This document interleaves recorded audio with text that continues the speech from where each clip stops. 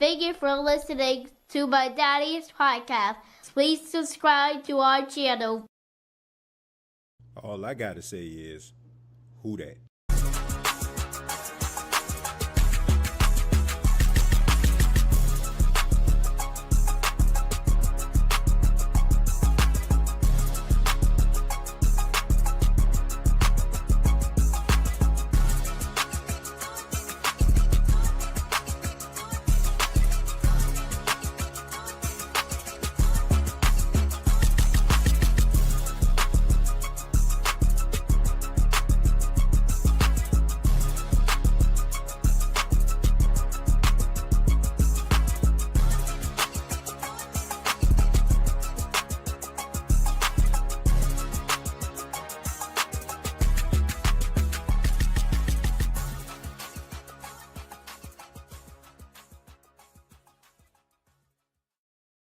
Hey, what's going on, Who Dat Nation? It is yours truly, TJ Jones. And yes, I am the host of the State of the Saints podcast.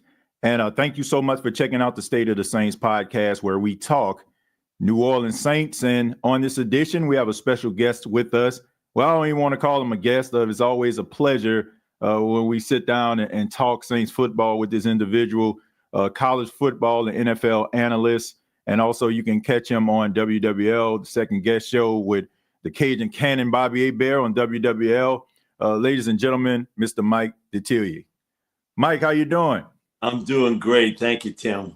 Yeah, I appreciate you so much for stopping by and talking to us a little bit about Saints football. It's always a pleasure to get your perspective on the team. Let's go ahead and get started. My first question for you is, a lot of people thought that the New Orleans Saints may have hit the reset button going into this season, the way that 2024 ended up, only winning 5 games. But it seems like they have this whole thing going, like if it ain't broke, don't fix it. A lot of usual suspects coming back. What are your thoughts on the Saints kind of making some of these moves, or are you shocked that they didn't completely hit the reset button? No, I'm not surprised they didn't hit the reset button, because I know who the general manager is. Because I think in his mind, he really believes that this football team, had it not had the injuries, would have been a very good football team. I think they'd have been certainly a better team than they were a year ago. But, I don't have that belief. And a big part of it, Tim, for me, is other than Eric McCoy, name me a core player under 27 years old that you could take and say, I'm going to put him on the Chiefs, the Eagles, Buffalo, and he's an immediate starter. Now, under 27. Right. So where's your core young players at? Okay. Yeah. And that, to me, boils down to you have not drafted well over the last few years. You have not. Now, people might want to swing it to you a certain way. You haven't. Last year's draft, and it's hard to tell after 1 year. I like what I saw from Taliase Fuaga at left tackle. In his first year playing left tackle, man, he really played well. So yeah. I give him full credit there. I think they hit the home run there. With Kool-Aid McKinstry, he was a little bit disappointing early, but then I thought he played better late in the year. I think you got something there, certainly with Kool-Aid. But, Tim, it all boils down to this. It boils down to talent. And I did an interview this morning, and people asked me, you've done the draft stuff for 40 years, and you've covered the league for a long time. What's the one thing you've really learned? And I harken back. This probably was either 86 or 87. I did a post-draft show with Jim Finks, who was then the general manager of the Saints. Jim had built the Vikings of the late 60s, 70s, early 70s. Goes to Chicago and builds that juggernaut. Now, he wasn't crazy about Ditka being the head coach, because he didn't have nothing to do with that. That was all the old man. That was all Papa Bear that hired Mike. But he brought in the talent. You know, Ditka didn't have any say on who they selected. It was Jim. And then Jim comes here and in quick fashion turns the Saints team around very, very quickly, who had never had a winning season in over 20 years.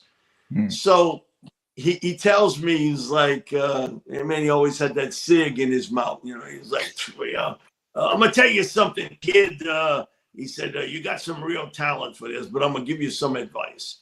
I was like, okay. I said, man, I appreciate it, Mr. Van. He was like, yeah. He said, you know what you're talking about. But he says, this game is all about young talent, accumulating as much young talent as you can get.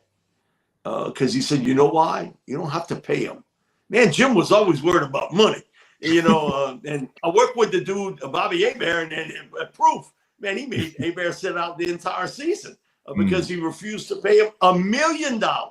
Wow. He offered him $880 and would not go any higher. So that's it. And Bob was, no, I want $1 million. So he sat out the entire year. And he says, accumulate good young core talent. And he said, that's a key to success. And he said, secondly, when you're looking at talent, don't fall in love in the off season with the workout warriors.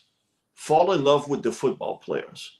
And he said, it's easy to fall in love with the workout guys and how they look.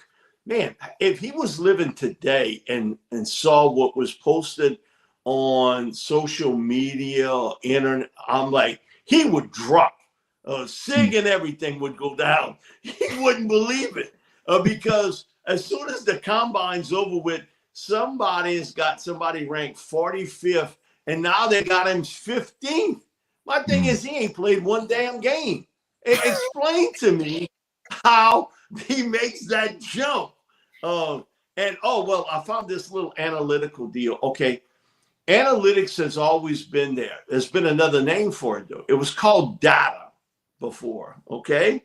Now they put it analytics. And I think you can fall in love with that. And it is a piece of the puzzle, the analytics part. It is a piece, but not the piece. And I think the two things come in mind for the Saints is one, getting the right fit players for your football team and what you want to do. And you got yourself in salary cap hell. And now it's trying to work your way out of that. And you could have done it the hard way by saying, you know what, the heck with it. Let's just make Derek Carr a post June 1st cut and we deal with it. And we try to get our books right for 2026. And instead it's, as you put, kind of a rerun over. You have added some pieces of the puzzle. I like the addition of Justin Reed. Right. Man, I know his dad real well. He's LSU track athlete. I know Eric because he went to LSU. Justin came to a couple camps that I was involved with, and you could see smart player, talented.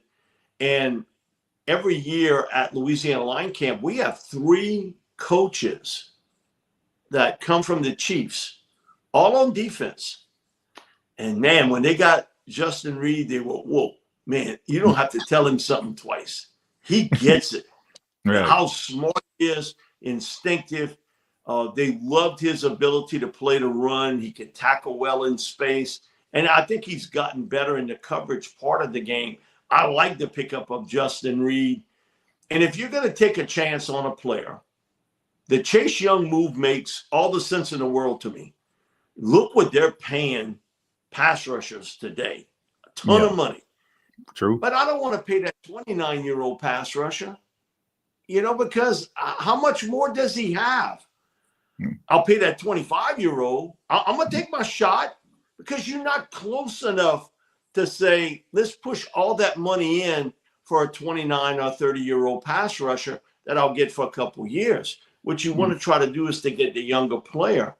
And so you are right. They've brought back a lot of the same guys, and the thought process, we can get better with a few pieces here and there, and also through the NFL draft. And, I think they certainly tried to upgrade the cornerback position. it just didn't quite work out in free agency. And that happens to Right. everybody, every team in the NFL. Some of the guys you target is not who you get all the time. So, so far, nothing surprised me in what they did, other than I always thought Justin Reed would end up back up in Kansas City. Just by talking to the coaches, I thought they would somehow, some way get enough money to make it work for Reed and he'd return to KC. That didn't happen. And, Saints were able to get him. I think he's a nice young piece, 28, add to the lineup. And you can see the obvious holes on this football team, offensive line. If you're going to run any variance of the 3-4 alignment, you don't have another edge guy. You got one. Chase Young can do that. He can stand up and play that defensive end, outside linebacker, or as they do it today, edge. He's edge. They need another one. You certainly need help at cornerback and also at safety. You need a big receiver. You could use help at tight end. So you can kind of cross all the, check mark everything off, along with if you think you're going to go in the season with Kendra Miller being your number 2 guy, you better get somebody else. He's not shown he can hold up, and maybe he does. Maybe he does. But my thing is, don't give me this. He was not given enough chances. He was given the chances. He just can't stay healthy. Yeah. And that's one of the other things in doing the interview I brought up that Jim Finks told me, stay away from players that are hurt all the time. They never get better. Never. And so this will be year 40 for me in doing draft evaluations. And when I see a guy, he's injured as a freshman, he plays well as a sophomore, he's injured as a junior, and he gets injured as a senior, man, I red flag that. Hey, be careful. I do remember what Mr. Finks told me, but I think the important thing is don't fall in love with your own players and potential. Fall in love with the football player that's productive. Yeah. I look at this football team, and I think you hit the nail on the head when you talk about player development. I feel like that's the issue that has plagued this team. And I also feel like this is the solution by you drafting players that you can develop. I thought they did a really good job at going into the college ranks and selecting coaches that have that reputation of developing players and also being good teachers as well as coaches. But Mike, there was this debate about, Cooper Kupp over the weekend. People thought that the Saints were in the running to acquire Cooper Kupp. And, when they lost out on him, there was mixed reaction. Some people felt that Cooper Kupp's, and what he's done in the National Football League would help the New Orleans Saints. I kind of differ from that because I feel like you need to get your own homegrown guys. This is going to help you when it comes to like the salary cap and not being in cap hell consistently. What are your thoughts on that? Having a veteran guy who has been proven in the National Football League versus a guy that comes in, probably has a really good college or collegiate career, but he still has to prove himself in the National Football League. If you were a GM, how would you go about that? Are you looking for the veteran or are you looking at the rookie? It would depend on what kind of team I had. If I'm the Saints, I'll pass on Cooper Kupp. Look at his age, $15 million a year. Come on. You got to stay away from that. Yeah. You're not that close. Okay? Now, Seattle feels they that close. Okay, but I wouldn't have done it. I'm going to be honest with you. And if Cooper has a great season in Seattle, God bless him. I didn't realize this. I knew he had come to the Manning Passing Academy 2 years, but Archie Manning and I were talking the other day, and he said, no, Mike, 3 years that he was here. And I remember the last time when he came here, and he's taken that career super high level. Yeah. But I watched him late last year. He wasn't getting separation. He wasn't getting open. And people were, they're concentrating on getting the football of Puka Nacua. The reason why, he's getting open. Cooper wasn't. There's a reason. And sometimes you never know when Father Time hits you as a player. And while I still think he can be productive, is he worth $15 million a year? And for this team, my thing is no. And I'm sure they had interest in him. My thing is, when it got down to that type of money, hey, man, we like you. We don't love you. No. Yeah. So I would have passed on that. Now, if it's a veteran team and you think you need a veteran presence at receiver and it's a bridge for a year or two, Cooper makes sense because Cooper now can help you win today. Right. But just watching him, he was not the Cooper Kupp of 2023 in 2024. Right. So my thing is he going to drink from the fountain of youth? No, it don't happen that way in sports. It really don't. And some people, they look at Kupp and think of him as the 2021, 2022 guy. You got to look at it, it's 2025 today. It's different on how you look at players. And so for me, I think if they were trying to get him and it didn't work out, I think sometimes the best move is the one you don't make. Yep. Yeah, I look at how NFL fans may perceive players. Like, for example, a couple of years ago when the Saints got Adrian Peterson, we see the number 28 and we see Peterson on the back of the jersey and we think about that great run he had at Oklahoma, right? How dominant he was as a running back for the Minnesota Vikings, running for 2,000 yards, but he wasn't that guy. So, same as Champ Bailey and so many others.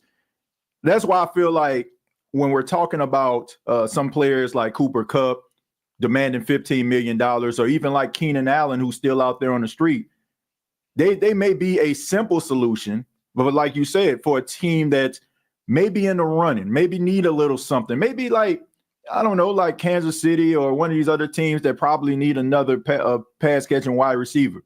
But for the Saints, I think that they have an opportunity to get younger, maybe get like one of these guys that has the size of an A.J. Brown, some of these guys that can contribute. And not only can they contribute, but they won't demand so much of the cap. They'll be playing on a rookie deal. Like I said, I appreciate what Cooper Kupp has done, Adrian Peterson, but sometimes we fall in love with the player and we look at them with the eyes of, like you said, when they were in their prime. But these guys are towards the twilight of their career, and I just think that you have to adjust accordingly. I have another question for you. It was about the draft. Like you were talking about how some players start off, they'll probably be a second or a third round pick, and then they go to the combine. I actually went to the combine this year, Mike, and everybody was talking about Jackson Dart. Jackson Dart was projected to be a second or a third round pick. He goes out there, has a really good combine, throwing the ball really well, really good deep ball. People were like, talking about him. Now all of a sudden, you look at Mel Kiper's, a draft board. He's going number 9 to the Saints. What are your thoughts on Jackson Dart? Is he a first round talent? Or do you feel like this is one of those guys that we've seen in years past where, everybody just kind of hyping him up and is a little bit more of hype than it is potential? People who've heard me, now I do the LSU pregame and postgame, and during the week on Sports Talk, in November, Charlie Long and I, who do the show, I made the comment, Jackson Dart's going in round 1. Now, part of that is, I think there's supply and demand. Right. You got so many teams looking for quarterbacks now. And with Jackson, he's super smart. He's got an above average arm. Right. Man, he can make a lot of the good throws. He's accurate. Right. The one bad habit he's got as a player, and I saw it sometimes in a crucial moment, is that he will try to hit a home run throw, and there's a guy like 10 yards downfield wide open, and he misses that part, okay? He says, man, now that could be a little bit of Lane Kiffin, I'll be honest, in him, but I always thought he'd be a first-round pick, never a top 10 pick.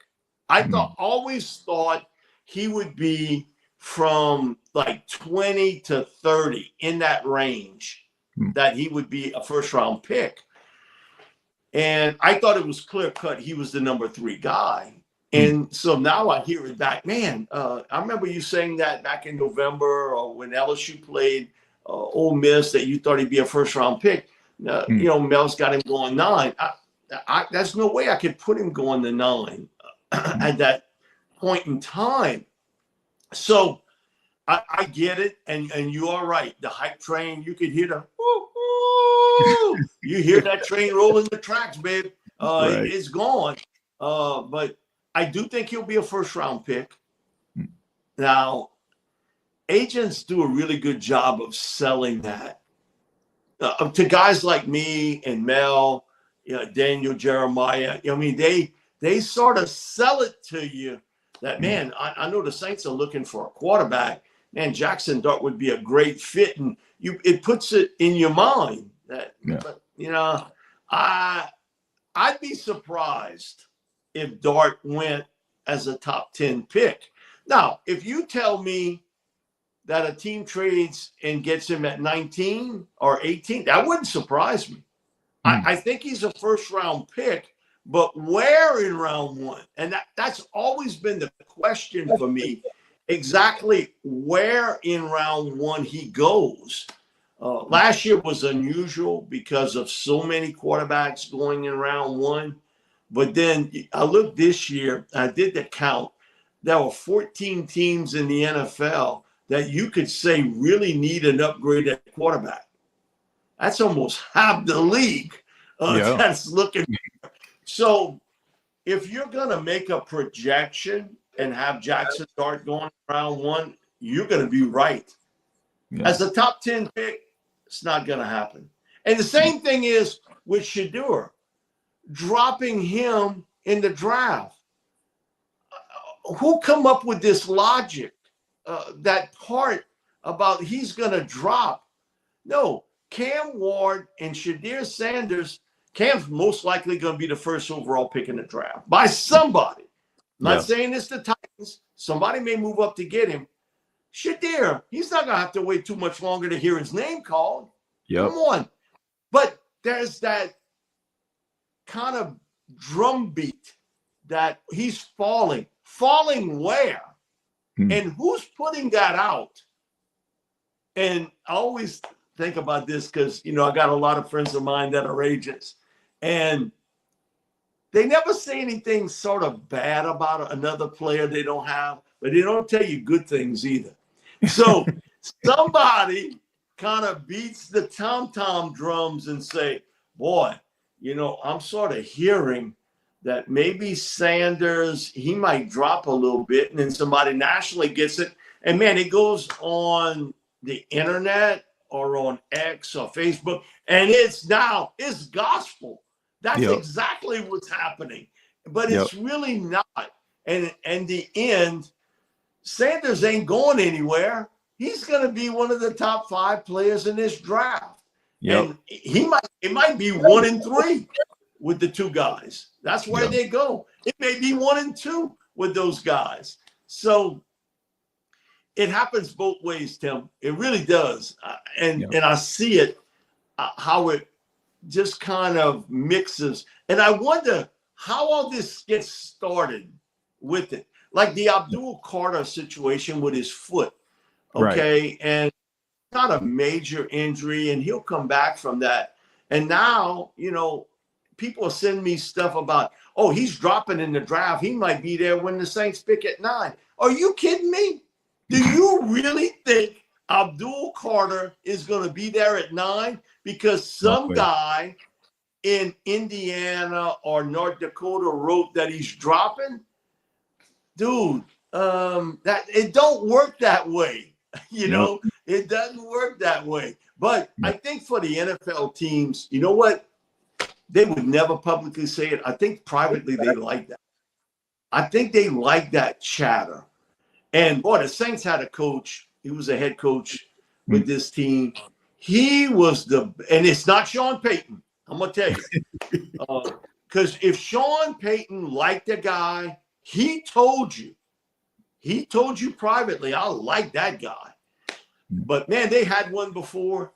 If you asked him, we're doing this on a Wednesday. If you asked him, oh, is today Wednesday? And he said, oh, yeah, definitely it's Wednesday. You better get the calendar because you're not real sure if he's telling you the truth or not. And the GM at that time, he would laugh. He was like, Mike, don't believe anything he tells you because he's a master of spreading it out there. And he wants everybody to pick it up. And so sometimes a national guy would call him and he would tell him, no, we're not interested in so-and-so. We're interested in this guy. Instead, he's a much better player. And they would run with it. Man, I never ran with it because I knew he wouldn't tell you the truth. He just wasn't that guy. And man, so I was doing sports talk with Buddy Diliberto, partial, not like I am today, it's full time, but I was doing just here and there. And Buddy was asking me, well, this is what I'm hearing. And I'm like, man, don't believe that. Let me tell you the backstory with that. He was like, well, that don't surprise me. But it was true. Man, he could spread it on the bread. And he would lie and lie and lie. And he thought that was so funny that so many people would actually believe him, would actually believe that. But that's part of I guess what makes the draft season a bit intriguing. Yeah. Because for some guys, they may be telling you the truth, and other guys, they lying. They lying through. And agents now are connected to everybody at every level. Yep. And they know how to spread information out. And they get it out very quickly, especially in today's world, if it's Twitter or Facebook, Instagram, you name it. Man, they get it out fast. Yep. They get it out. Yeah. Mike, I'm going to tell you this story when I was at the Combine. So we're all sitting there waiting for Shadeur Sanders to get to the podium. And that's when the chatter to me first started. That's when I first heard it. The story that I heard was they said that he had issues at the whiteboard. Like they say when it comes to like him understanding like offensive concepts that, that he's done like at Colorado and at Jackson State, he'll knock it out of the park. But if a coach puts something on a board, he can't dissect it. There was even a question from one of the media members. They asked him, like, is 3rd and 10? What play would you call in this particular situation?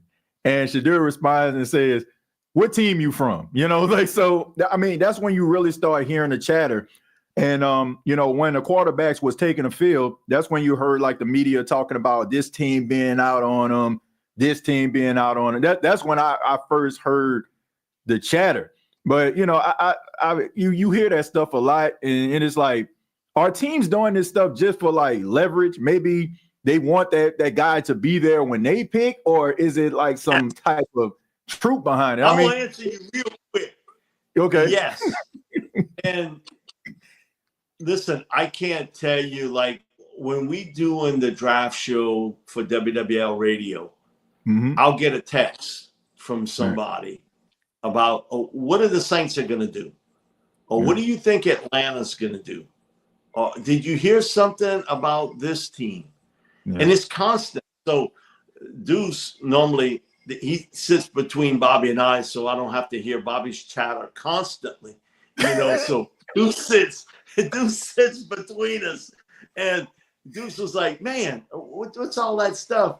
And so we have a good time with it, but it's constant. And it's coming from a scout in the NFL, a college scouting director. They want to pick up something you may have heard, and so you can share it with them. And so that is what you say, the absolute truth. I think that a lot of it is camouflage. And the other part, Tim, that a lot of people don't look at is this draft process now lingers into late April, how much coaches get involved. in the selection process, especially early. Now, if you're asking about a 5th or 6th round pick, most likely not. They're going to defer to their college scouting department for that. Yeah. But early, I know Coach Payton would always tell me that I know the top 100 players really well. Now, after that, I really lean on the scouting department quite a bit. So him saying that tells me this: I got a lot to say on who gets picked in that top 100. So right. he didn't have to tell me. I get it. He had a lot to say, and we would laugh because, somebody would say, "Oh man, Sean, he's doing his best Perry Mason. Man, he's lawyering everybody up to try to get his new toy on offense in round 1. Hey, we got to move up to get so-and-so." But that was Coach Payton being who he is. Yeah. And he was lobbying for that guy. And, he told me the story about Alvin Kamara that, I go to Tennessee, I'm going to work out Josh Dobbs. And I need somebody to catch the ball. Just so happened Kamara was there. Right. And so Josh Dobbs got him to come work out. And after a couple throws, Coach Payton was, whoa, we maybe got something here. And so he said, we're basically kind of drawing up plays in the dirt. But I want you to run this route, and I want you to run that route. And he said, I did take a good look at Dobbs, but I really wanted to take the better look at Kamara. And that's how I'm getting Alvin. In the 3rd round, it goes to show you, like for me, Alvin was my 31st rated player in that draft class, and he falls into round 3. And the devaluation of the running back. And we still see it today. And there'll probably be 2 running backs going round 1 this year with Ashton Genty and with Hampton, the running back from North Carolina. But, man, it's going to be from the middle of the round 2 through 4, all those running backs that are out there that you can get, because really good. This running back class reminds me of what we've seen from the receiving part at wide receiver the last 3 or 4 years. This year isn't as many at wide receiver. And you were going to have that 1 year because a lot of guys come out early. Right. That it's not going to be as much talent and talent depth. It's the same way offensive line. And this may be the last of the Mohican years for what I would call edge players. I don't see them in the camps anymore, Tim, in the numbers I used to see it. But in my top 75, 24 defensive linemen. Wow. It's never happened. I've done this 40 years.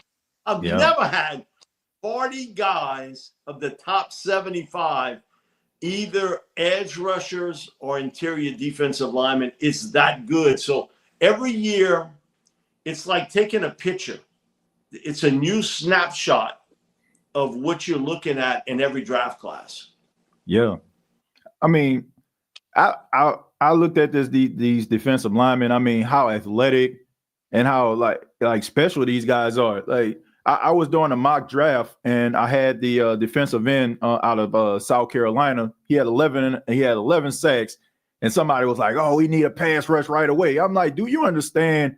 There's going to be a defensive lineman in the 3rd and the 4th round that's going to probably end up being a first-team All-Pro, and you're going to be happy as I don't know what to have that guy on your team." Like, it's a really deep draft, and that's why I've been trying to put emphasis on when I've been talking to the Who Dat Nation about like some of these players. So if the Saints end up picking a pass rusher in a late second or 3rd round, like that guy can probably make some noise. I mean, he will make an immediate impact. I mean, I echo your sentiments when you talk about like some of these defensive linemen. I'm watching these guys and how athletic they are, and just how how much of a freak of nature they are. You know, it's unbelievable to watch these players. But let me ask you this about as far as scouting. All right, we talked a little bit about the draft and the Saints with the draft process. When you look at Jeff Ireland, you look at like some of the scouts not picking the right guys, or is it the fact that they draft these players and what they're asking them to do may not fit? Because you see guys like Zach Bond who come to the Saints, but he plays on special teams. He leaves the New Orleans Saints and becomes a first-team All-Pro. Trey Hendrickson leads the league in sacks. C.J. Gardner-Johnson at one time tied the NFL for most interceptions in the season. So are the Saints drafting correctly, or are they not just utilizing the talent correctly? I think it's a combination of both. And when initially Zach Bond was brought in, he was brought in to play middle linebacker. And my thing is, man, he ain't never played middle linebacker before in his life. He's been an edge pass rusher at Wisconsin. Right. So if you're going to take that guy who's really been a 3-4 edge pass rusher and move him inside and think he's going to get it right away, it's not going to happen. It's right. not going to happen. And so then they started moving him around. It never really fit what they were doing. When they had the Super Bowl here and Bobby got to talk to Vic Fangio a lot about it, because Vic was on that Saints team that Bobby was the quarterback. He was coaching the outside linebackers. He was coaching Pat Swilling and Ricky Jackson. Well, Vic was, man, I wasn't coaching nothing. I was just pointing them in the right direction. Come on, Ricky and Pat didn't need a lot of coaching. They just kind of needed maybe, hey, go here or go there. They knew what to do. And he was like, we had no idea what Zach Bond was going to be when we brought him here. We thought he could be a pretty good player. We never envisioned he would be that type of player for us here. So it was right fit, right scheme, and all of a sudden the light came on for Zach. The one that gets me more than Zach was, because you saw it here, was Caden Ellis. Because that last season Caden was here, they were looking for a pass rush late. They put Caden out on the edge, and he showed he could rush the quarterback. 7 sacks. And then he got away. He went to goes to Atlanta, because Ryan Nielsen was part of the brain trust that said, man, we're not getting a really good pass rush with the guys we have. We know Caden can do it. Let's put him a little closer to the line of scrimmage and get it. So you knew what you had, and you let it walk at that point. The Zach Bond thing, I always think about Demario Davis. And Demario, he's with Cleveland Jets. Right. And look what happened when he came to the Saints. He's been the best defensive free agent signing in the history of this football team. But yet, they had a lot of coordinators and head coaches that didn't think he fit right with Cleveland and with the Jets. Didn't think he was the right guy, but he came here and he was the right fit for this football team. So, Tim, I think you could probably go down every team, and they've got a couple guys like that. But to answer your question, it is about talent evaluation and about talent fit, and how well you can kind of merge that and making it work right. The thing is, don't give me a project guy in the first couple rounds. Don't give me no project guy. So when they drafted Isaiah Foskey, I'd watched him at Notre Dame and saw how they used him, and he was a productive player. But then they sort of tried to, rearrange the wheel with him. And he spoke about it openly at camp that, man, there was some confusion. I was thinking too much. Then Saints head coach Dennis Allen made the comment that he's just got to turn it loose. He's thinking too much. Okay, well, then why you put him in that spot? Why'd you pick him? Right. If you knew that, that's what, to me, drives me sort of up the wall, that you're picking a player and then you're asking him to change and doesn't think that it's going to take some time. And I get them all the time on Sports Talk, either text or a call, and you get it from somebody. Man, football's football. I played high school football in 1974. Okay, man, congratulations. But high school football and college and the pros are different. Yeah. You can say football's football. Football's not the same when you're playing at a high school level and you're playing in the pros. It's different. Yeah. And there is that part about every year. I think there are probably 5 guys in every draft class. No matter where they end up, their production is going to be the same. Yeah. 5. The rest, it's all about fit. Yep. How well you would fit in what they're doing offensively, defensively, or on special teams. And I think the one area you got the least amount of patience with is the kicking game today. Coaches, man, this kicker's this bad. Why the hell we picked him in the 3rd round or 4th round? Or this punter, why we picked him so early? And he ends up going somewhere else, and he ends up being a really good player. So when Bum Phillips picked Martin Anderson, look at Martin's first year in the league. He was not real good. He struggled year 1. Yeah.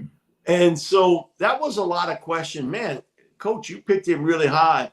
And he was like, I'm not worried about Martin Anderson. I got bigger problems than Martin. Martin's going to end up being one hell of a kicker one day. And it worked out. See, Bum had a little patience with kickers.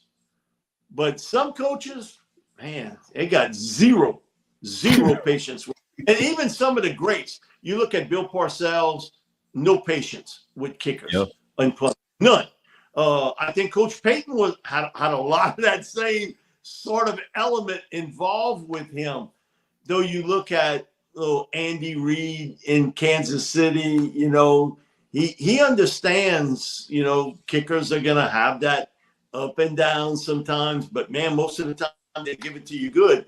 So you think about what's a great kicker today? A guy that can kick in the, 86% or better. And look at Martin's percentage. He's in the 70s. Wow. Because he comes to do the show with us. He's like, hey, it's another world. They might not have been real patient with me, but again, it does go to show you how sort of times change from I grew up, I watched Jan Stenerud with the Chiefs and then with the Packers in the 60s and 70s. And Jan he is in Pro Football's Hall of Fame. Yeah. But, the kickers today, and to see this routine plus 55-yard field goal, what? Yeah. Man, that's to me amazing how these guys have perfected this craft, and even more so as a punter. To have a punter, directional punt, a kick, and he can hit that thing inside the 10, and instead of the ball going up, it goes sideways and it rolls out of bounds. My thing is, whoa, that's a real skill to do that sort of thing. But it is all about perfecting the craft that you're in. And in selecting players, I think you got to be right, and especially with big men. Yeah. You're going to miss on receivers and running backs and even the quarterback position. But the big men, you got to get right, because all this stuff about we much more of a pro passing league, that part's true. And it's all about squat. But if you don't win up front, you ain't winning squat. Nothing. Yep. The Eagles proved to you that they could make the greatest player in the game. He was a mere mortal that Sunday, Super Bowl Sunday. He looked like an average quarterback that day because, man, pressure breaks the football pipe. And they were on him. Like, as soon as he got the ball, they were there. And it wasn't 1001, 1000. and that's when he got hit. He didn't even get to 2. They were there, and they were having him run. So I wonder the after effects of that game and where it will transpire in this draft. Now, not everybody's going to have that beef up front the Eagles have. Right. But offensive line play, and you brought up a point about late in the 20s and into round 1 late. And this class of tackles, guards, isn't as thick as it's been in the last 5 years. It's probably of the last 6 or 7, maybe the most least talented from talent and depth we've seen. Right. That doesn't mean you don't have good players. It's just not as many. If I've got that in my mind, it's part of the decision process, even for the teams that pick top 10, 11 to 20. And I'm looking for a lineman, but I got a defensive guy ranked a little higher than the offensive lineman. But I'm not going to get that offensive tackle at 38. Do I go lineman here, offensive line here? And I can get a defensive lineman a little closer to that guy at 38 or 40 than I would at 9, 10, or 11. Right. Tim, that's part of the process. And I hear a lot of it from general managers and director of college scouting that's always a part of it. So the Josh Connolly Jr.'s from Oregon, Josh Simmons, if he's medically cleared, the Ohio State guy, Gray Zabel, I think, has put himself in that number of guys that where you could get selected. Don't be surprised as you get into the 20s. People are, man, you know what? I could use a receiver. I'm going with the big man. And you may have a receiver tumble into the early in round 2. And you know what happened to A.J. Brown? It happened to A.J. The exact same way that you got a receiver who was that productive at Ole Miss that fell into round 2, and DK Metcalf. DK Metcalf, yep. Not only did he win the season, he won the offseason. Yeah. And when he ran, he did everything right for the scouts. And they were he can only run a couple routes. What? Well, give me that guy that can run those 2 or 3 really good routes. I'll see what he can do in the NFL. Right. Okay. So that was an excuse. You know why? They were going for linemen. Yeah. Tim, it's going to happen in this draft today, in this year. The same way. And so everything is cyclical from a draft process. Nothing kind of stays exactly the same in your thinking process. But in this draft, because there are fewer offensive linemen than there were last year or within the last 5, I think it means you get picked higher. Yeah. Your defensive lineman, you may kind of clip back a little bit. You may be projected at 8, you might go 11, or you might go 13, because people say, man, I'm not passing on a Will Campbell from LSU or an Amon Mimbu from Missouri. I'm not going to get that type of guy in the second round. I'm going to pick him here. And that, to be honest with you, is what you hear more from scouting people than any other factor of what's the strength of the draft and can we get a guy that's close to that player in the second round. And if the answer is no, hey, I made my decision. Yep. I made my decision on it. Yeah. I mean, I look at these offensive line. I mean, I got an opportunity to talk to Will Campbell. I got a chance to talk to Banks from Texas. I mean, these guys are talented. But like I said, these defensive linemen that's going to be coming out, I mean, they're going to be really talented guys that are going to be contributing to teams second and third round. And, I just hope the Saints end up picking one of these talented guys. They don't have body size at that outside linebacker spot. Right. And I brought on a couple of different people on Sports Talk. Pete Jenkins was one of them that brought up about, yes, you need a nose tackle, but it's a little different than the nose tackles when I first started seeing them in the NFL. Bum Phillips started doing it in the 70s, and then New England also had it with Chuck Fairbanks. Both were college coaches. The 3-4 alignment was sort of routine in college, but it wasn't a pro set. But Bum brought it, and then Fairbanks brought it when he left Oklahoma to New England. And then all of a sudden, everybody started using at least a hybrid form of it. But you needed a big nose tackle. You need a guy that can nose. Today, what I see is a lot of what I call a squash Iowa formation.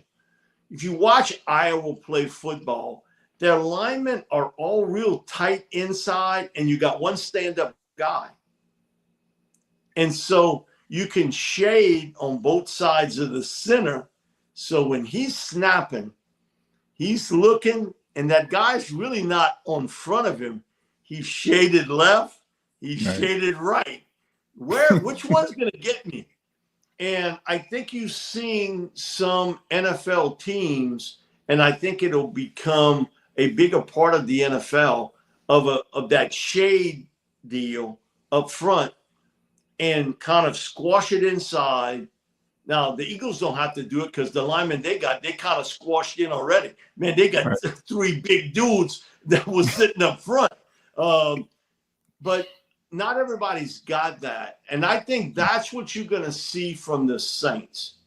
I think you're going to see a lot of tight insets for them, and maybe not your typical nose tackle that sits right on top of the center on every play. Right. I think what you'll see with Godshaw is them moving him a little left and a little right. And so then you can kind of squeeze somebody else in on the other side, and you're like, okay, how is this going to work? But they don't have body. Other than Chase Young, they don't really have a body type 3-4 outside linebacker. Foskey's body type, but I don't know if he can play at this stage of the game. I think the intriguing guy is a top 10 or top 12 pick who's not ideal size, but I go back to he's super productive and he knows how to play. And he's sort of a joker guy that I can move around. Is Jalen Walker from Georgia. And the fact that Jalen's a little over 6 foot tall, but I can move him a little left, a little right. I can stand him up. Then I can really put him out edge with his kind of hand in the dirt. And how a team will use him. And so we're doing the mock draft a month ago. Right. And the station said, Mike, do a mock draft. And y'all can, okay. So before I even put Cam Ward 1, I had Jalen Walker 9, Saints. Wow. No one, Brandon Staley runs that defense. Okay. And they, at that time, you didn't know about Chase Young. So I had Walker, Saints. I got to 8, Carolina. That's where he goes. And so, okay, tell me who's the pass rusher for the Panthers today? You got rid of Brian Burns. You got rid of most of your linebacking core that you could use. And, you know, when it got down, I had to scratch it out.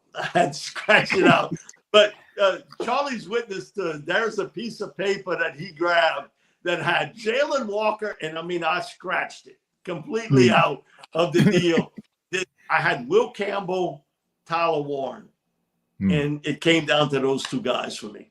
Because both, at that stage, Will and Tyler were both available. What about James Pierce? Like, do you think that he would fit that mold too?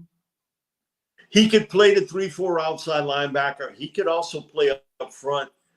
One thing, when you watch him play, man, he is pedal to the metal. He gives you a lot of effort. I've seen some of the stupidest comments that I could imagine about he don't give effort. My thing is, who the hell you watching? He gives you great effort. It goes to show you guys are conned into this. Now, I do know James at times has shown a tendency, man, I want to do what I want to do. Mm-hmm. Man, you call a play, he's going to run it his way. And he maybe didn't get along with some people, so to speak, at Tennessee. Mm-hmm. So what you got to do your homework on Pierce, on how you going to be able to relate to him, how coachable he's going to be. But talent, good gracious. Yeah. He got talent. And he's got a set of moves and counter moves that are so good. The question mark with Pierce is never going to be talent. It's maybe what I think some people would look at or define as attitude. How does he get along with everybody? How does he get along with the coaching staff? Is he going to be a freelance guy? Yeah. He did some of that at Tennessee now. He did. I will admit, he did some of it at Tennessee. Man, what that play? Y'all run that, but I'm running what I'm running. Man, but is he talented? And so my thing is, it wouldn't shock me that if he's not picked in the top, say, 15 picks, and people are going to say, well, so-and-so didn't pick him, I'm not going to touch him. He falls to a damn Super Bowl contending team that's going to end up with a star player. That happens a lot in this league. You end up with a reputation, and then you end up going somewhere. Okay, Jalen Carter's a great example. Okay. He was like, man, Jalen Carter, he doesn't play hard. He's got an attitude, all this and that. Only thing I know is in talking to people at Georgia, Coach Jenkins, who would go to Georgia and work with him, they were like, man, Mike, I ain't never seen a guy that big can move that fast. Now, the thing is, at times, he would take some plays off, and at times, maybe he sort of wanted to pass rush. And the run defense wasn't there. But he understood the NFL was much more about team football. Today, year 3, he's the best defensive tackle in pro football. Yep, he is. Joe, people say, it's Chris Jones. Chris Jones is a better pass rusher than Jalen. He don't play the run like Jalen Carter does. Look at what Jalen does today against the run. The best overall defensive tackle in today's game is Jalen Carter. And where did he get picked in round 1? And he was probably the top guy on everybody's board. He was 10, right? He got picked 10. He went 10, yep. Either 9 or 10. It was one of those people. My thing is, what? It goes to show you that little tumble and how he was. What? Man, we get that guy where we picking, I'm taking him. But reputation, there is a part of that, Tim, that does go with it. And if you get past a certain point, teams are, I'm not going to pick him. I'm sort of scared that somebody else passed him up. Well, what the hell does somebody else have to do with you? You better have done your own homework on it. James Pierce becomes this year's Jalen Carter. In that Jalen probably, he should have either been 1 or 2. And he ends up going, he is a top 10 pick, but he's in the latter part of that instead of being the first part. Pierce is a guy that probably, I think, would be a 9 through 14 pick. If you kind of put it in that scale. But if he gets to 16, he may tumble a little bit. He may tumble.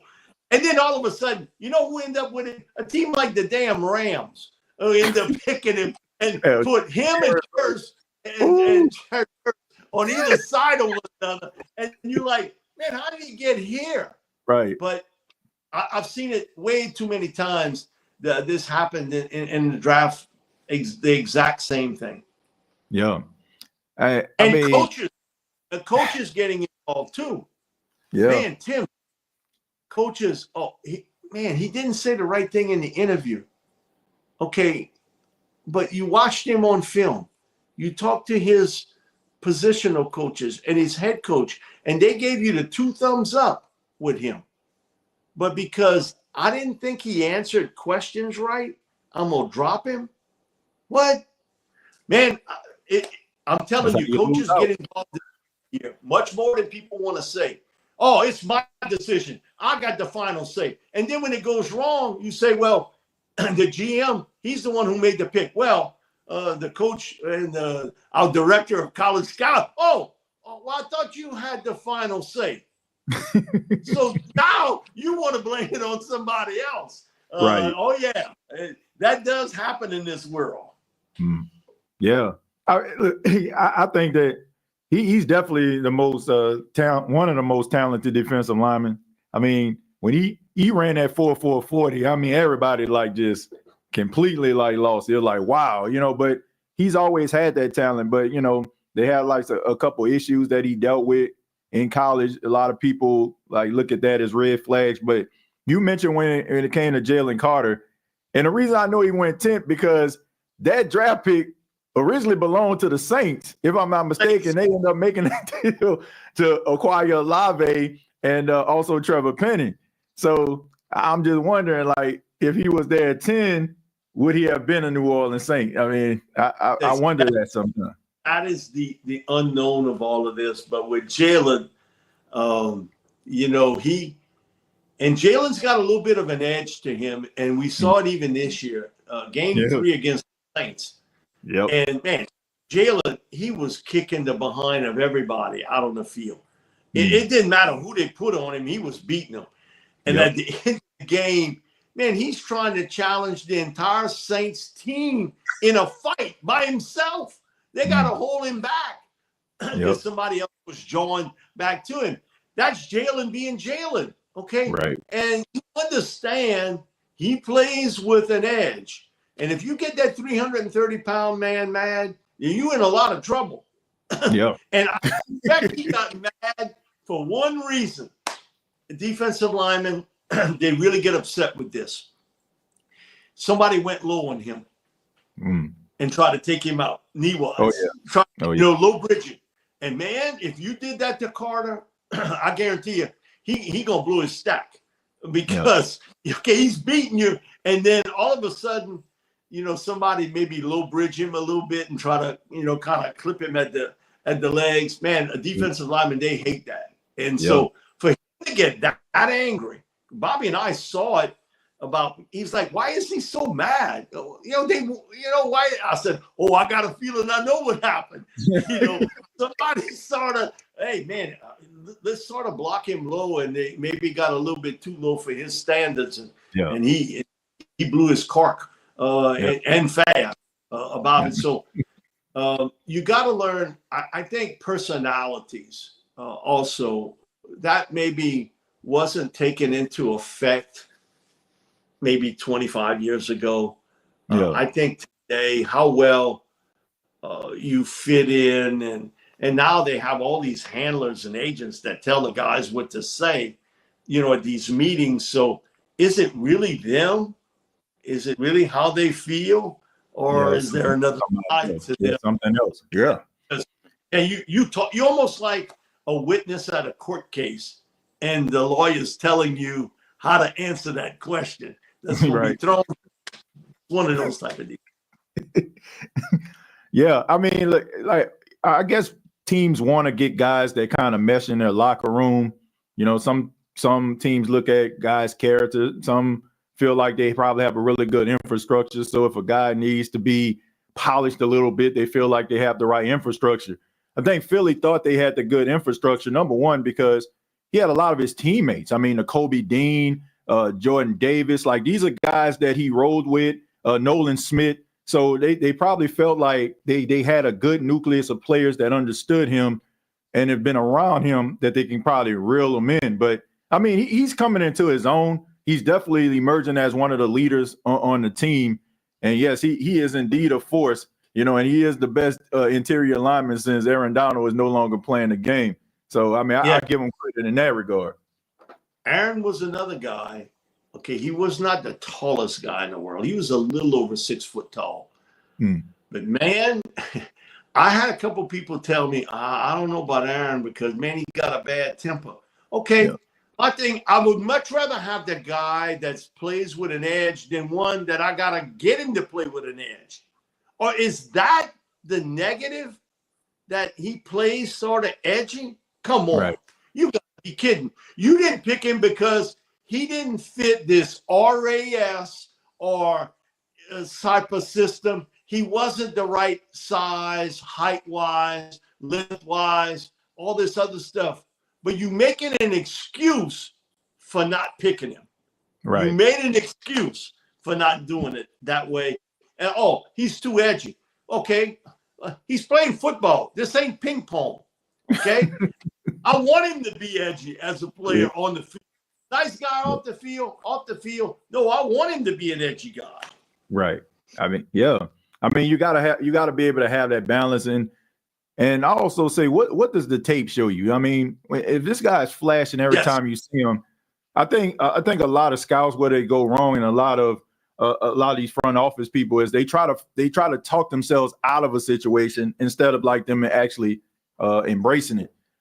My final question for you is about Kellen Moore and also Derek Carr. I'll combine those. The Saints got Kellen Moore. He'll be the youngest head coach in the league this year. And the Saints also restructured the contract of Derek Carr. My first question is about, what do you think about Kellen Moore and the move, and also the Saints' decision to restructure Derek Carr instead of, maybe looking at possibly cutting him like we've seen some of these other teams do, eating a cap and moving forward? Kellen Moore's success is not going to be, or lack of, it's not going to be because he can't coach. It's going to be about players. Players win. I'm not saying coaching doesn't matter. It does. But players win. Players win for you. And you don't have enough at this stage. You don't have enough really good young players to build your team around. So got to hit big on the draft. With Derek Carr, you know what you got in him at his age.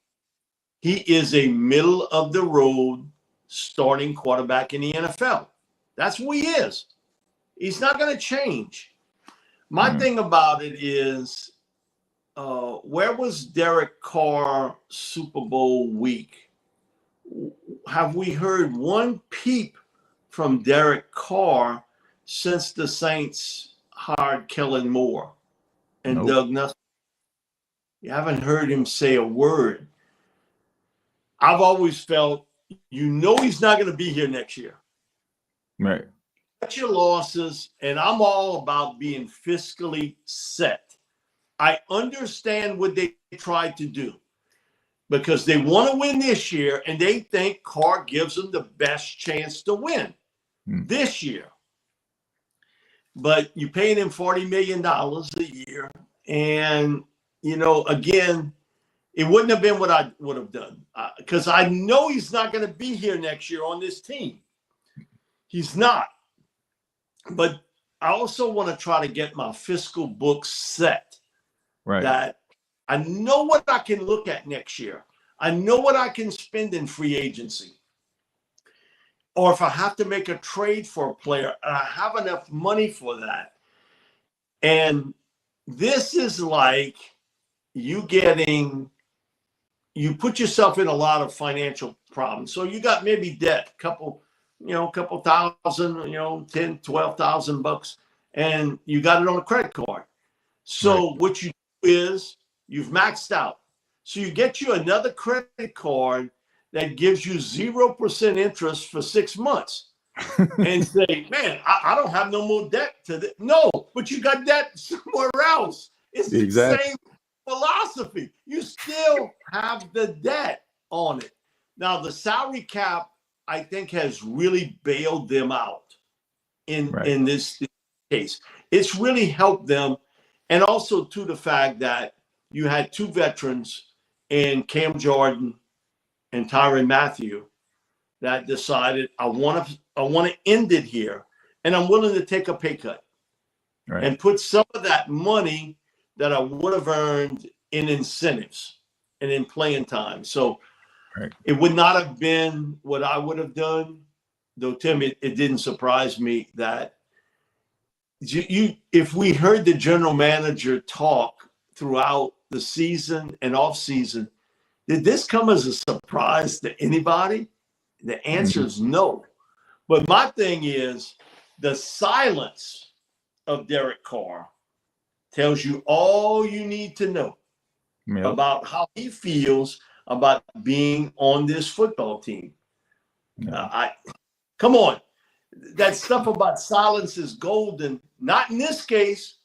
I mean, you couldn't have went to a reporter that's going to be friendly to you and say, man, I like what the Saints did in hiring Kellen Moore and Doug Nussmeier. And, hey, we got a shot. He ain't said squat, nothing. Yeah. Why? Yeah. It tells you doesn't want to be here. Story. So when people first reported that, and we had heard some rumblings, he wasn't happy. But when people first started reporting that, a lot of people, oh, that's not true. No. Okay, use your common sense.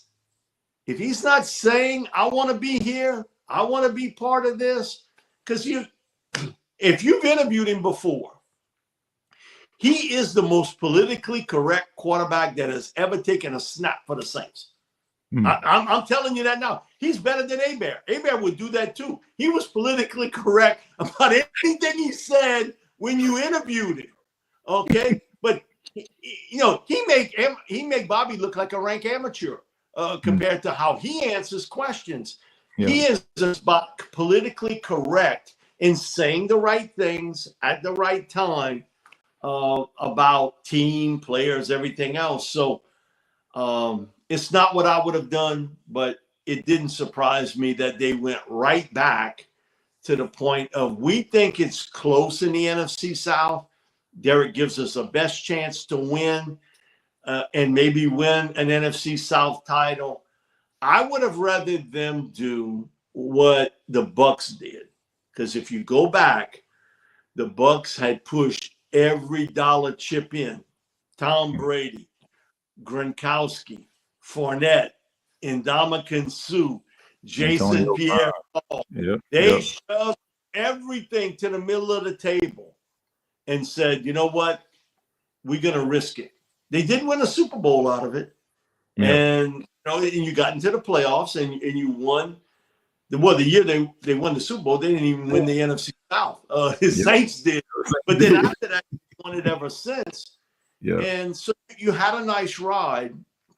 But one of the things Jason talked about a lot was for us now to recalibrate, we got to do two things. One, we got to eat some of that salary real quickly. And so we not major players. We not. But look how they've drafted. The last 3 years, they got every draft choice that they've picked, they're on the roster. Yeah. Think of that. Man, and so they've rebuilt their roster. Now, you might say, well, that's not another Baker Mayfield out there. Only thing I know, Sam Darnold, he won a lot of games for the Vikings last year, right? He was a cast-off too. And I give it to Baker. I never thought I'd see him play that well, but he was a godsend for them. And they're not as good defensively as when they won the Super Bowl, but, man, they have stacked it up where now, come next year, they got a ton of salary cap space. They got all those draft choices, and you've rebuilt your offensive line.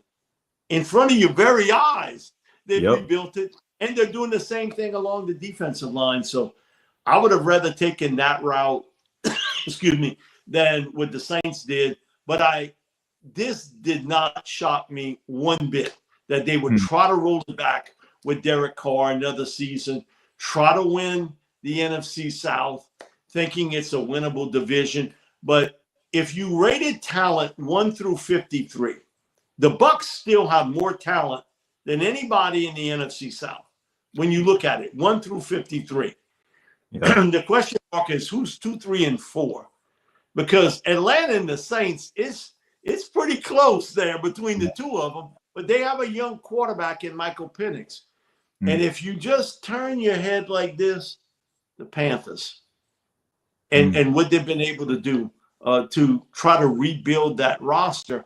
And we don't know everything about Bryce Young, but I like what I saw from Bryce down the stretch of the season, where they didn't win every game, but man, they were in it, and Bryce was impressive throwing the football. So now you're in a division with the best quarterback there in Baker Mayfield and two talented young quarterbacks that you don't know the end of the story, but you see the beginning in Penix and with Bryce Young. And you're going to have to get a new quarterback next year. You're going to have to do it. Yeah, I mean, they're going to have to face the fact that some changes are going to have to be made in order for them to be in contention consistently. Like, maybe what you're doing will have you winning some games or, more games than people would give you credit for, but it's not going to give you that consistent success until you start drafting well and you get that quarterback that can help you win these games. I mean, Saints fans and, we've had Drew Brees throughout the year, so no matter what you put out there, he found a way to get the job done. But now you don't have that anymore, and you got to kind of figure out how you're going to get back to being consistent, winning games, and being in contention for winning the division and a deep playoff run. But, Mike, I want to say thank you so much for stopping by here on the State of Saints podcast. Really do appreciate it. Always a pleasure to talk Saints football with you, as well as NFL and college. Just let everybody know how they can get in touch with you, sir. Yeah, they can. I'm on WWL radio 4 to 6 every night. And so I got to get you on. You got to come on. You got to come join us on WWL and give us Saints stuff. So, and so you can see it there also on WWL.com. They post all the interviews we have, and we've been getting all the Saints players that signed. And man, some of them are so good and tell you that story. And we had Vallis Jones Jr. yesterday come on. Wow. And I knew him there was an LSU coach that wanted to recruit him. And I told him this story. He told me, man, there's a guy right outside of Mobile, Alabama. You talk about dude can run. And I would want him here, but we right at the edge of how many receivers we can take. And he was like, yeah, he said, Mr. Mike, they didn't offer me. They were there, but they never offered me. He goes to USC and then ends up at the end with University of Tennessee, and started telling you his journey throughout life. Okay, when you leave Mobile, Alabama, and now you in Los Angeles, California, you talk about a culture shock. Culture change, right? The 18-year-old, that's a little bit of a culture shock. Then you come back, you play in Knoxville. He was a third-round pick of the Bears and ended up last year with Carolina. And he sort of really hinted hard, even though he would not commit, that Saints are going to use him as a running back. Yeah. And he's really been more of a receiver in the NFL, and he's going to help in the return game. So, man, I love to hear the story. And I told this to Will Clappin. He laughed about it. I said, man, I know I'm getting old. Every time I look in the mirror in the morning, that tell me I'm old. And I look at my grandkids, and that really tell me I'm old. But I scouted your dad coming out of LSU, and he bust out. He thought that was so funny. And I scouted Will. And so it goes to show how things sort of change a little bit in life. And just to hear them talk about it, about their journey and kind of how they got here. And Davin Godshaw, I saw him at Plaquemine High School, and he was Coach O got hired. He was the defensive line coach. And then when he became head coach, they bring in Pete Jenkins. And Davin had always said, I owe my career to Pete Jenkins. He's the one that made who I am as a player. And for him to talk about Pete Jenkins, and then I said, listen, everybody that ever been around him got a Coach O story. And, growing up with him, man, I got plenty. Some of them, we keep that to ourselves. But whatever. I said, David, tell me a Coach O story. And he was like, man, I got so many of them. But he said one time, he said, I wasn't given a lot of effort in the practice session. He said, to be honest with you, I was just kind of going through the motions. And he said, man, Coach O told him, hey, you continue that stuff. And I cleaned that up. You continue that stuff, I'm going to send you back to Plaquemine and you can go shovel shrimp for the rest of your life. And I'll never forget him saying that to me. And he said, it kind of brought me to perspective of how quickly, hey, if I didn't put a lot of effort into this, I was going to be back in Plaquemine. Nothing against, but man, I didn't want to shovel shrimp, the rest of my life. And he said, man, I think somebody told him that. I said, hey, Davin, hey, I can put my hand up.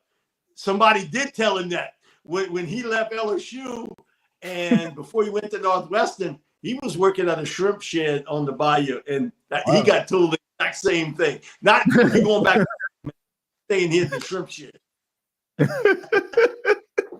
So man, to hear all these guys' stories about their life, because you think it's been easy for them. I think there's a lot of people that really believe life is easy for them, and it's not. Like that journey is difficult to hear, and for a lot of these young men, it's their way out. To help not only themselves but their family and everybody, and that's what sports is, and it is the entertainment world. You can't get around that. Vince McMahon, he first started that with sports entertainment, and he embraced that wrestling was sports entertainment. Right.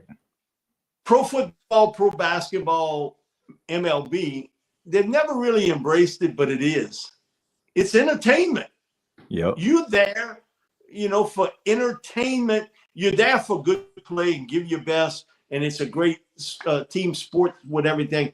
But it's also our look at the world away from our mundane jobs. Yeah. It's part of our entertainment world. Some people, I don't like to hear that. No, it's the truth. Why are you watching football? You ever been hit like them? No, come on. It's entertainment, and I try to do that in sports talk, like what you do on your podcast. You got to be educational. You want to try to give the best story and the best opinion at that time that you have. Right. So it's about education and maybe telling something to somebody they didn't know, but it's also, you can do it in an entertaining way. Yeah. And I tell this to all young guys in the business and young ladies now, because there are so many women in this business and so many super talented women that's in the sports world or doing news or weather, whatever, that you have to find yourself. And yes, you want to be educational, but you also, I think people appreciate your own personality. You can't fake the funk. Now, I stole that from Bobby J. Bobby always say that, Mike, these people, these other guys, they fake the funk.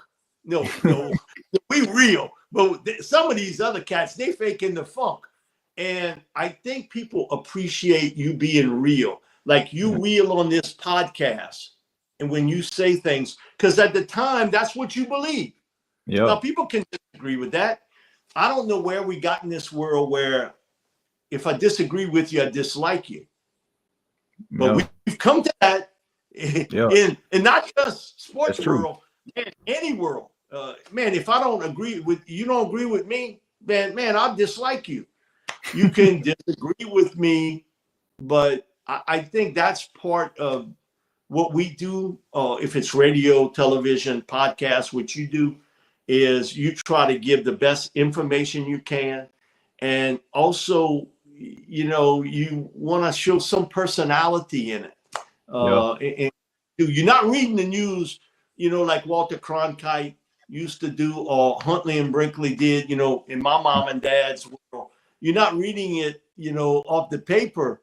you know, they people today want a little bit more because you know what? Click. Right. I can go somewhere else. Yep. I don't need to list. Yeah. Yeah. I mean, that's what I'd like to bring to the podcast, you know, entertainment aspect as well as an informative, you know, opinion about whatever I'm referring to. And, you know, you mentioned, you know, Buddy D quite a bit. I mean, I used to listen to Buddy D when I was a young kid. I mean, WWL played such a huge role in my life because when I was growing up, the games were blacked out. You know, the only way I could find out what's going on with the Saints was, you know, listening to Hokie Gajan and Jim Henderson.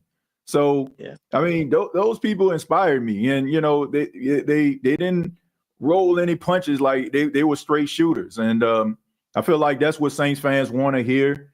They want you to be entertaining, but at the same time, they want you to, you know, be your unapologetic, authentic self, and that's what I try to do, and that's definitely what you do, Mike, and we appreciate every time that you you know, come on here, as well as what you do with WWL. And just want to say thank you so much for your time. I really do appreciate it, sir. Thank you, Tim. Appreciate it, buddy. Always my pleasure to join you. All right. Yeah. Who Dat Nation, ladies and gentlemen, Mr. Mike Detillier. You can check him out on WWL Second Guest Show alongside the Cajun Cannon, Bobby Abear. And until next time, all I got to say is, who dat? Thank you for listening to my daddy's podcast. Please subscribe to our channel. All I gotta say is, who dat?